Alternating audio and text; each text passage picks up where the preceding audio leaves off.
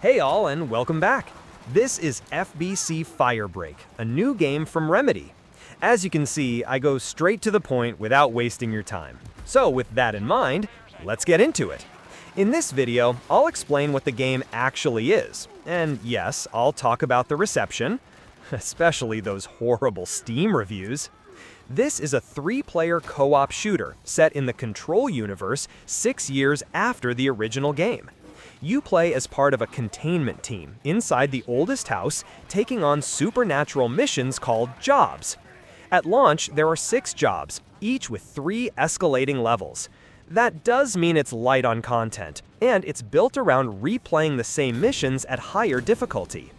Every run has you completing a series of objectives, then surviving an extraction phase where enemies flood in until you escape.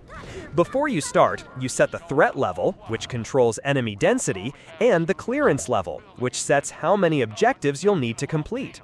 Tasks include restoring power, putting out fires, or carrying strange objects across the map. Once you're done, you call for extraction and hold out while waves of enemies attack until the elevator arrives. If you survive, you earn XP and research points to unlock new gear, perks, and upgrades. There are 3 kits, which are basically class types. The Fix kit speeds up repairs. The Splash kit uses water to extinguish fires or soak enemies. And the Jump kit uses electricity to power up devices or combo with wet targets for extra damage.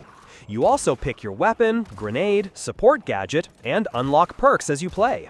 Remedy has already confirmed that new kits will be added after launch, and they'll be free. Environmental interaction plays a big role. Water, fire, and electricity affect each other, and the level. You can soak enemies, electrify the floor, or clear hazards with teamwork.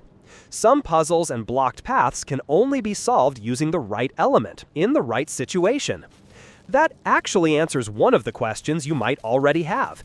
Can you play it solo? The answer is yes, but you'll miss a major part of the design. A lot of the environmental stuff only clicks when your team works together. There's no PvP and no live service grind. You buy it once, and all post-launch content is free. You can play solo with bots or with 2 other players in co-op. Difficulty is adjustable, and high-tier missions unlock corruptions, mutators that change how enemies behave or how objectives work. So to summarize, FBC Firebreak is a round-based, objective-focused co-op shooter built around puzzle solving, light environmental strategy, and team coordination. Now, about that reception. The game launched today, and reviews are mixed. Some outlets pointed out the mission variety and how class tools interact, but many players are already calling out balancing issues and repetition. On Steam, it's sitting at around 34% positive, which is genuinely brutal. I mean, even I did better in school, and I wasn't exactly top of the class.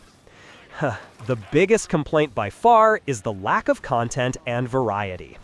That said, the game is on both Game Pass and PlayStation Plus. And most people, even the ones leaving negative reviews, say it's fun to play. Since content and value are usually tied to price, I wanted to make that clear. If you already have a subscription and you're just looking for something new to try in co-op, it's probably worth checking out. But if you're thinking of buying it outright, that depends on how much gameplay you want for your money. That was it. If you like videos that don't waste your time and actually tell you what you need to know, consider liking and subscribing. Either way, thanks so much for watching, and I hope to see you in the next one.